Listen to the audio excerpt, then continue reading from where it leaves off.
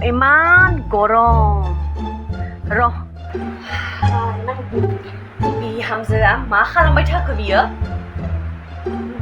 सरबत बानायनो थिनिनि र' आंखौ इमान गरमलै। लामाबो अखाथारला मा जागोन फेनाबो माबा गरम हावा सोंखारदों जाबाय। मा जाखो बे फेना? आयै माइसां गरम आयै बाबायसो आङो गरमाव। र' इन्स्टाग्रामनि रिल्सखौ नायनोसै आं एसे। आङो रिल्सखौनो बानायथारनोसै नामा?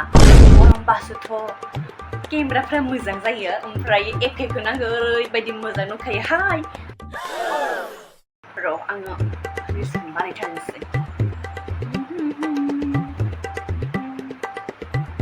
बानायगोन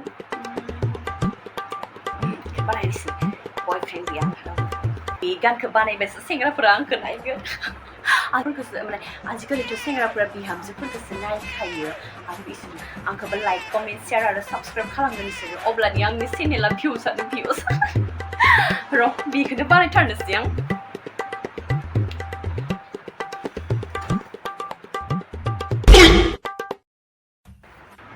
बयफ्रेन्ड गैया आंहा रावबो फैनांगौबो रावबो गैखाया सोरखौथो नेबावनो।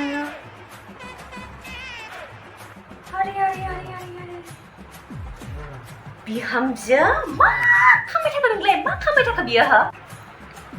मा खालामनाय जादों बियो हा? आरो बे गरमाव साला मा इयो? मा बयफ्रेन्ड गैया आंहा रावबो फैनांगौबो रावबो गैथारा हा? मा बि?